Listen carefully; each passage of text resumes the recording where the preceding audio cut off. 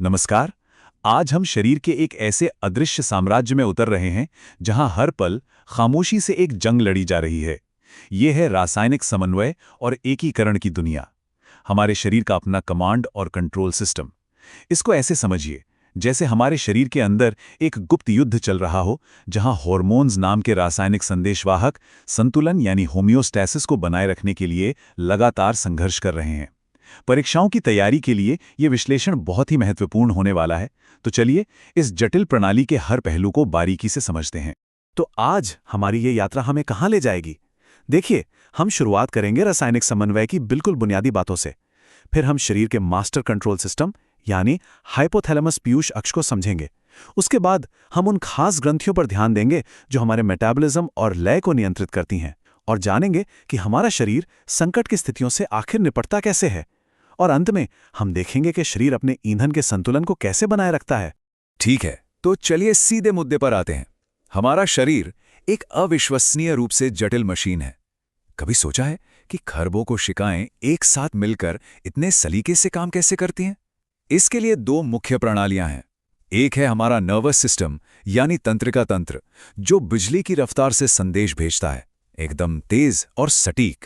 और दूसरा है हमारा आज का विषय, रासायनिक समन्वय प्रणाली, जो धीमे गति से काम तो करती है, लेकिन जिसका असर गहरा और लंबे समय तक बना रहता है। जैसा कि हम यहाँ देख सकते हैं, इन दोनों प्रणालियों में जमीन आसमान का फर्क है। तंत्रिका तंत्र को एक स्प्रिंटर की तरह समझिए, जो अविश्वसनीय रूप से तेज है, लेकिन जिसका असर जल्दी खत्म हो जाता है। ये पॉइंट टू पॉइंट कनेक्शन पर काम करता है। वहीं दूसरी ओर अंतःस्रावी तंत्र एक मैराथन धावक जैसा है, धीमा और स्थिर, पर इसका प्रभाव बहुत लंबे समय तक बना रहता है। और यही तो जरूरी है, क्योंकि हमारा नर्वस सिस्टम शरीर की हर एक कोशिका तक नहीं पहुंच सकता। विकास और मेटाबॉलिज्म जैसे लगातार चलने वाले कामों के लिए हमें इसी धीमी रासायनिक प्रणाली की जरूरत होती है। ये हमारे शरीर का बैकग्राउंड ऑपरेटिंग सिस्टम है। तो ये जो अंतःस्रावी ग्रंथियां हैं, ये हमारे शरीर की गुप्त एजेंसियों की तरह हैं। इनमें कोई नलिका या डक्ट नहीं होती। इसका मतलब ये है कि ये अपने रासायनिक संदेशवाहकों, जिन्हें हम हार्मोन कहते हैं, उन्हें किसी पाइपलाइन के जरिए नहीं भेजती। ये उन्हें सीधे खून में यानी शरीर के मेन कम्युनिकेशन हाईवे पर छोड़ देती हैं, जिससे वो पूरे शरीर में फैलकर अपने खास टारगेट तक पहुंच सकें। तो हार्मोन की पारंपरिक परिभाषा बहुत सीधी सादी थी। ये ऐसे रसायन हैं जो अंतःस्रावी ग्रंथियों से निकलते हैं, खून में मिल जाते हैं और फिर अपने लक्ष्य अंग तक पहुंचते हैं, जो अक्सर ग्रंथि से बहुत दूर होता है। ये एक क्लासिक डाक सेवा की तरह है। ग्रंथि एक चिट्ठी लिखती है, उसे पोस्ट ऑफिस यानी खून में डाल देती है, और वो चिट्ठी पूरे देश में घूमकर सही पते पर पहुंच जाती है। लेकिन जैसे जैसे हमारी वैज्ञानिक समझ बढ़ी, हार्मोन की परिभाषा भी बदल गई। आज हम जानते हैं कि हार्मोन सिर्फ पोषक तत्व नहीं है। ये कोई ऊर्जा नहीं देते, बल्कि ये शक्तिशाली सिग्नल है। ये बहुत ही कम मात्रा में यानी ट्रेस अमाउंट में पैदा होकर भी कोशिकाओं के बीच जरूरी संदेश ले जाते हैं। इनकी ताकत का अंदाजा इसी बात से लगाया जा सकता है कि जरा सी मात्रा भी शरीर में बड़े बड़े बदलाव ला सकती है। और इसी व्यापक परिभाषा ने कई नए अणुओं को भी हार्मोन की श्रेणी में शामिल कर लिया है। अच्छा, तो अगर ये एक रासायनिक समन्वय प्रणाली है, तो इसका कमांडर कौन है? इसका कंट्रोल सेंटर कहाँ है? चलिए अब सिस्टम के टॉप पर चलते हैं, अंतःस्रावी तंत्र के कमांड सेंटर पर। हाइपोथैलेमस पीयूष एक्स, ये वो जरूरी कड़ी है जहां हमारा मस्तिष्क यानी नर्वस सिस्टम सीधे हमारी रासायनिक नियंत्रण प्रणाली यानी एंडोक्रिन सिस्टम से बात करता है। हाइपोथैलेमस को सेना के जनरल की तरह समझिए। ये सुप्रीम कमांडर है। ये हमारे अग्र मस्तिष्क के आधार में मौजूद है और दो तरह के आदेश जारी करता है। एक मोचक हार्मोन, जो पीयूष ग्रंथि को काम शुरू करो का सिग्नल देते हैं, और दूसरा निरोधी हार्मोन, जो कहते हैं काम रोको। ये एक बहुत ही परिष्कृत मास्टर स्विच है, जो पीयूष ग्रंथि के जरिए शरीर की बाकी ग्रंथियों को कंट्रोल करता है। और इसकी न्यूरोसेक्रेटरी कोशिकाएं भी अनोखी हैं तो ये न्यूरॉन्स पर काम करती हैं ग्रंथि की तरह। आइए इसका एक सटीक उदाहरण देखते हैं। मान लीजिए हाइपोथैलेमस एक मोचक हार्मोन छोड़ता है, जिसे गोनाडोट्रोपिन रिलीजिंग हार्मोन या GnRH कहते हैं। ये संदेश सीधे अग्र पीयूष ग्रंथि तक जाता है और उसे गोनाडोट्रोपिन यानी ल्यूटिनाइजिंग हार्मोन LH और फॉलिकल स्टिमुलेटिंग हार्मोन FSH स्रावित करने का आदेश देता है। ये एक साफ कमांड श्रृंखला है, एक डोमिनो इफेक्ट, जहां एक सिग्नल ऊपर से नीचे की ओर जाता है और एक खास प्रतिक्रिया को शुरू कर देता है। लेकिन जब ये कमांड सिस्टम फेल हो जाता है, जब आदेश गलत हो जाते हैं तो शरीर के अंदर ही दुश्मन पैदा हो जाते हैं। पीयूष ग्रंथि के विकार जैसे अतिकायता और वामनता यह सिर्फ बीमारियां नहीं हैं, बल्कि ये इस बात का सबूत है कि कैसे आंतरिक संतुलन बिगड़ने पर शरीर खुद के ही खिलाफ हो जाता है। ये एक तरह का आंतरिक विद्रोह है। ये तालिका साफ तौर पर दिखाती है कि ग्रोथ हार्मोन यानी जीएच का संतुलन कितना नाजुक है। और ये सिर्फ मात्रा का सवाल नहीं बल्कि समय का भी है। बचपन में बहुत ज्यादा जीएच का स्राव अतिकायता की ओर ले जाता है, जिससे शरीर की लंबाई असामान्य रूप से बढ़ जाती है, और अगर बहुत कम हो तो ये वामनता यानी बौनेपन का कारण बनता है। लेकिन अगर वयस्क होने के बाद जब लंबाई बढ़ाने वाली ग्रोथ प्लेट्स बंद हो चुकी होती हैं, तब इसका स्राव बढ़ जाए तो ये अग्र अतिकायता या एक्रोमेगली का कारण बनता है, जिससे चेहरे, हाथ और पैर की हड्डियां मोटी और विकृत हो जाती हैं। एक और गंभीर विकार है डायबिटीज इंसिपिडस। और एक बात यहां बहुत जरूरी है, इसका नाम भले ही मिलता जुलता हो, लेकिन इसका सामान्य मधुमेह यानी डायबिटीज मिलेटस से कोई लेना देना नहीं है। ये समस्या एंटी डायूरेटिक हार्मोन या एडीएच में गड़बड़ी के कारण होती है। एडीएच का काम है किडनी को पानी रोकने का आदेश देना। जब एडीएच ठीक से काम नहीं करता तो किडनी पानी को शरीर में रोक ही नहीं पाती। नतीजा, शरीर से लगातार पानी की हानि होती है, जिससे गंभीर प्यास और निर्जलीकरण हो सकता है।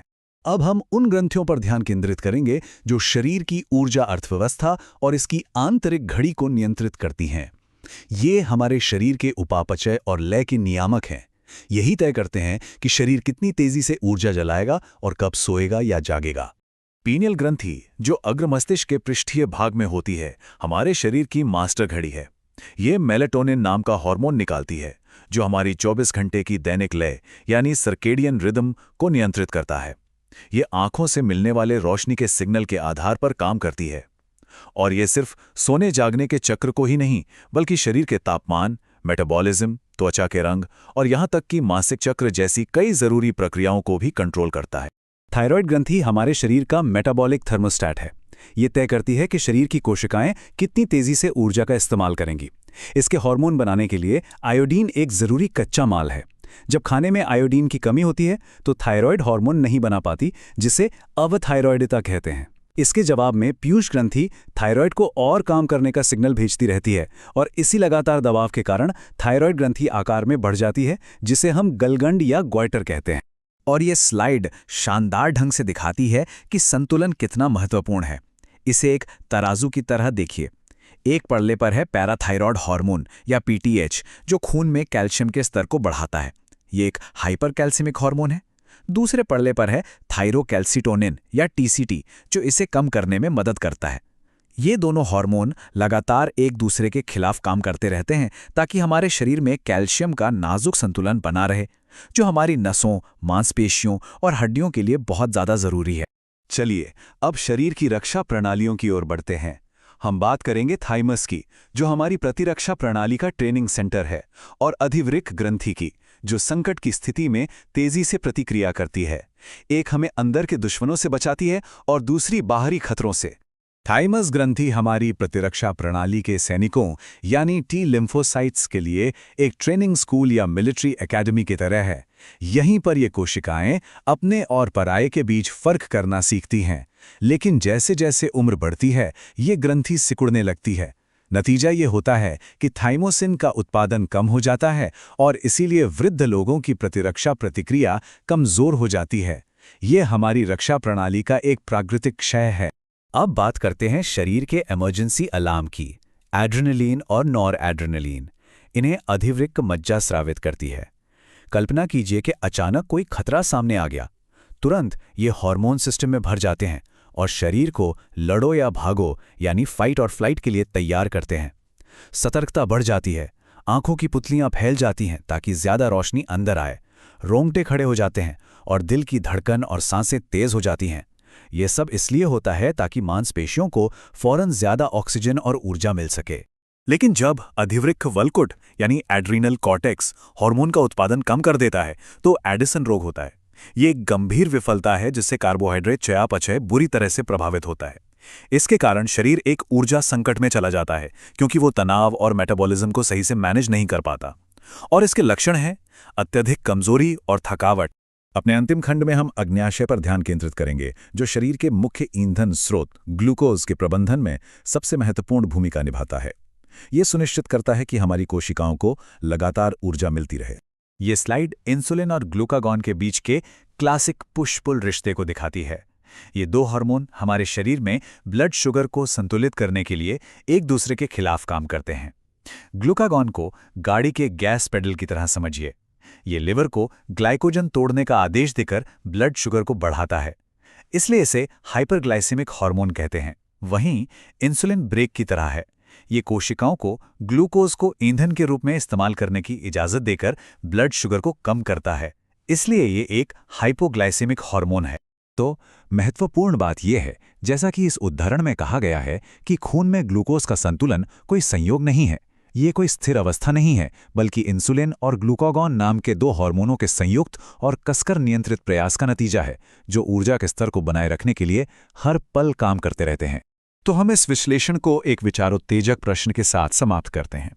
शरीर का रासायनिक संतुलन वाकई में एक निरंतर चलने वाला युद्ध है, और ये सोचना भी आश्चर्यजनक है कि कैसे सिर्फ एक हार्मोन के स्तर में मामूली सा असंतुलन, एक गलत सिग्नल पूरे सिस्टम को ध्वस्त करने का खतरा पैदा कर सकता है। ये इस प्रणाली की जटिलता और इसके हर हिस्से के एक दूसरे पर निर्भर होने की कहानी कहता है।